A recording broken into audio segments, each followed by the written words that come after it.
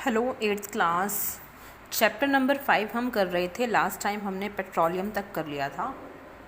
Petroleum कैसे बनता है? समुंदर के नीचे, मतलब समुंदर के अंदर वैसे जो ऑर्गेनिजम्स रहा करते थे वो क्या हुआ, कुछ चेंजेस की वजह से, मतलब जब उनकी डेथ हुई तो वो नीचे चले गए, धीरे धीरे वो नीचे दबते गए। नीचे चट्टानें होती हैं, पत्थर होती हैं, उनके बीच में वो कन्वर्ट हो गए पेट्रोलियम में। ये हम कर चुके थे। इसका डायग्राम और क्वेश्चन भी मैंने आपको एक्सप्लेन कर दिया था। जब क्या होता है, पेट्रोलियम को निकाला जाता है एम्पीरियस स्ट्रोक से, तो उनके अंदर से एक गैस निकलती है जिसको बोला जाता है नेचुरल गैस। क्या बोला जाता है? Natural gas. अब देखिए, पेट्रोलियम जब निकलता है तो वो प्योर नहीं होता। उसके अंदर क्या होते हैं, बहुत सारे मतलब सोल्ट्स वगैरह हो गए, पत्थरों के टुकड़े, मिट्टी, ये सब होती हैं। इन सब के मिक्सचर की वजह से पेट्रोलियम को बोला जाता है क्रूड ऑयल। क्या बोला जाता है? Crude oil. अगर ये प्योरीफाई नहीं होता तो हमें क्या करना पड़ेगा? इसको प्योरीफाई करना पड़ेगा। इसको प्योरीफाई करने की जो प्रोसेस होती है उसको बोलते हैं रिफाइनिंग ऑफ पेट्रोलियम। क्या बोला जाता है? Refining of petroleum. इसका मतलब क्या है? पेट्रोलियम के अंदर से जो भी वेस्ट मटेरियल्स हैं उनको बाहर निकाल फेंकना। जब पेट्रोलियम को ड्रिल आउट करते हैं तो क्या होते हैं, बहुत सारे क्रूड मटेरियल, मतलब जो एक तरह के वेस्ट मटेरियल्स होते हैं, हार्ड मटेरियल्स होते हैं, बहुत सारे hydrocarbons, salt, water, earthy particles. Hydrocarbon मतलब जैसे तो कोयला, पेट्रोलियम वगैरह, ये हाइड्रोकार्बन्स में ही आते हैं जिनके अंदर कार्बन और हाइड्रोजन होता है। हायर क्लासेस में इनके बारे में आप डिटेल में पढ़ोगे। जो प्रोसेस होती है सेपरेटिंग क्रूड पेट्रोलियम ऑयल को यूज़फुल कंपोनेंट्स में, इसी को क्या बोलते हैं? रिफाइनिंग। बात एक ही है, मतलब पेट्रोलियम को प्योरीफाई करना। अगर उसके अंदर वेस्ट मटेरियल्स निकलेंगे तभी तो वो यूज़ करने लायक होगा ना, और इस प्रोसेस को बोला जाता है पेट्रोलियम रिफाइनिंग। और जहाँ पर ये प्रोसेस किया जाता है, जहाँ पर इसको परफॉर्म किया जाता है, उसको बोला जाता है पेट्रोलियम रिफाइनरी। जो मेथड यूज़ होता है रिफाइनरी के अंदर उसको बोलते हैं फ्रैक्शनल डिस्टिलेशन। क्या बोला जाता है? Fractional distillation. जो डिफरेंट कंपोनेंट्स हैं पेट्रोलियम के वो अलग अलग बॉयल होते हैं, मतलब एक साथ उनको डालते हैं जिसका बॉइलिंग पॉइंट कम होगा। मतलब कुछ ऐसे होते हैं कि थोड़ा सा गर्म करने से ही क्या हो जाते हैं, बॉयल हो जाते हैं। अब एक साथ एक वेसल के अंदर हम उनको गर्म कर रहे हैं। इसके अंदर प्योर पेट्रोलियम भी है और कुछ सब्सटेंस और भी हैं। हमने क्या किया, इनको गर्म कर रहे हैं, हीट कर रहे हैं। जिसका बॉइलिंग पॉइंट कम होगा वो क्या हो जाएगा? वेपराइज हो जाएगा, वेपर में कन्वर्ट होकर उठ जाएगा और बाकी के बच जाएंगे। इस तरह से ये मटेरियल्स क्या हो जाते हैं? अलग अलग हो जाते हैं। ओके। और इसको अलग करने का जो मेथड होता है इसको बोला जाता है फ्रैक्शनल डिस्टिलेशन। ज़्यादा इंपॉर्टेंट आपके लिए है पेट्रोलियम रिफाइनिंग और रिफाइनरी।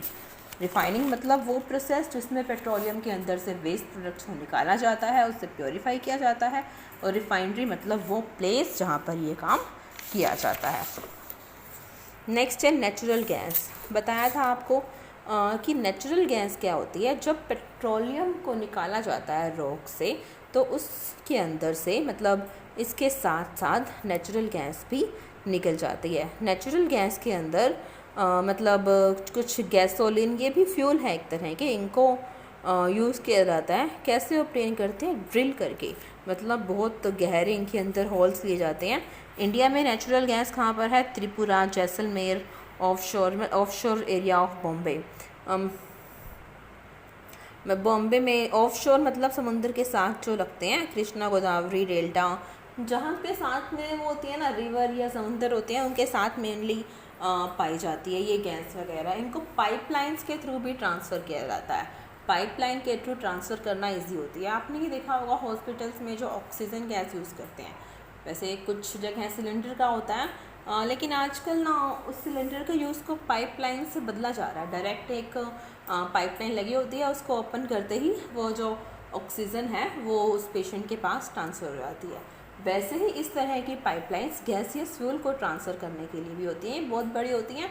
एक बार इसको लगाने में खर्चा आता है, बाद में बहुत आसानी से मिल जाती है। एक पंप ही तो करना है जस्ट उसको, फिर बाद में जब जितनी सप्लाई हो, ठीक है, उसके बाद उस बटन को क्या कर दो, क्लोज़ कर दो, और जहाँ पर ज़रूरत हो वहाँ पर ये पाइपलाइन मिल जाती है।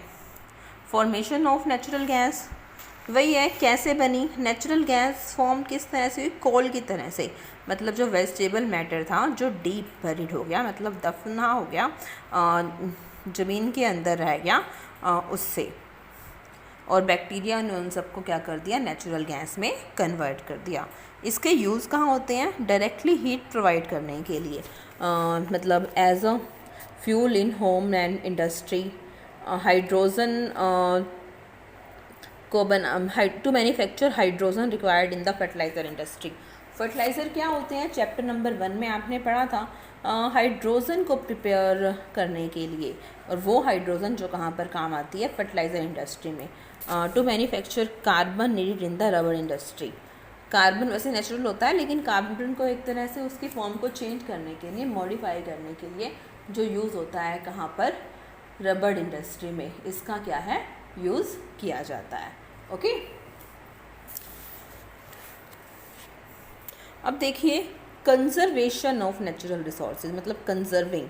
कंजर्व करने का मतलब क्या है, संभल कर यूज़ करना, कम अमाउंट में यूज़ करना।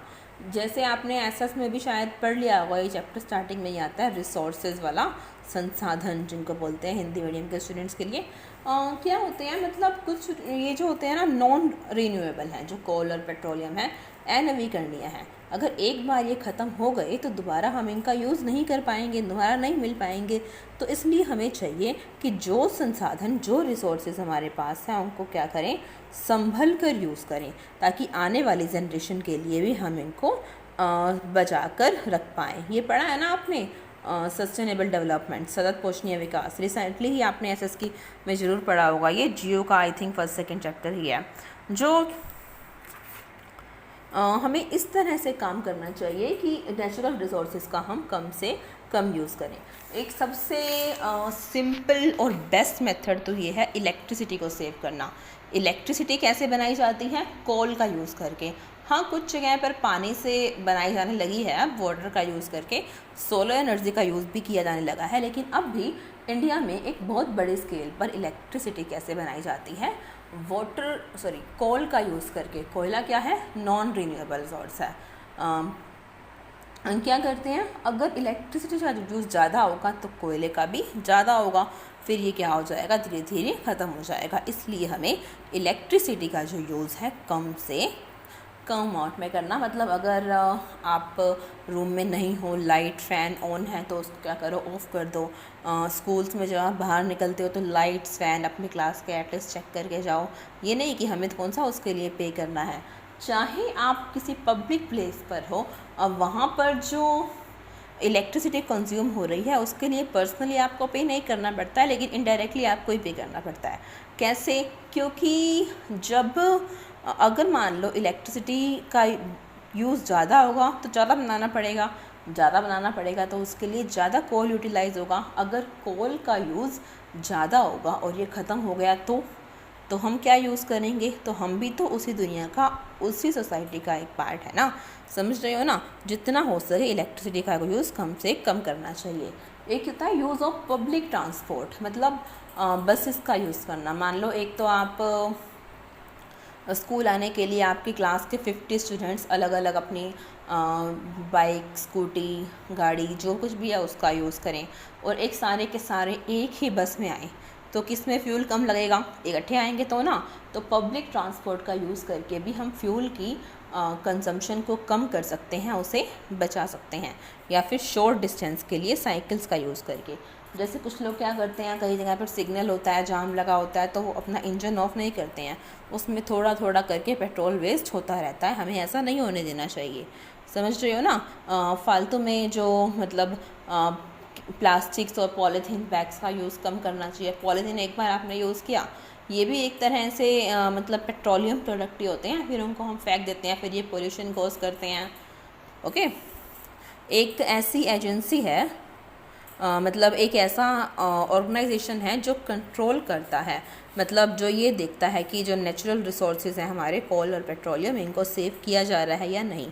ये है PCRA। कौन सा है, पेट्रोलियम कंजर्वेशन रिसर्च एसोसिएशन, जो पेट्रोलियम प्रोडक्ट्स को रिसर्च करती है और उनके कंजर्वेशन पर, मतलब उनको बचा कर रखने पर ध्यान देती है, ऐसी एसोसिएशन। ये आपको याद होनी चाहिए, PCRA क्या होती है, petroleum conservation research association. Okay, chapter हमारा यहाँ पर कंप्लीट होता है। मैं क्वेश्चंस भी आपको अभी सेंड कर रही हूँ।